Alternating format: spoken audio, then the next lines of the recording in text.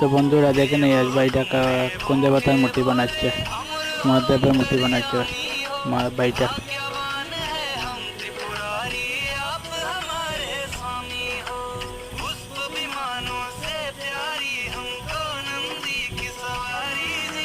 আর আপনারা মহাদেবকে কে কে ভালোবাসেন তারা কমেন্টে হার আর মহাদেব লিখতে ভুলবেন না।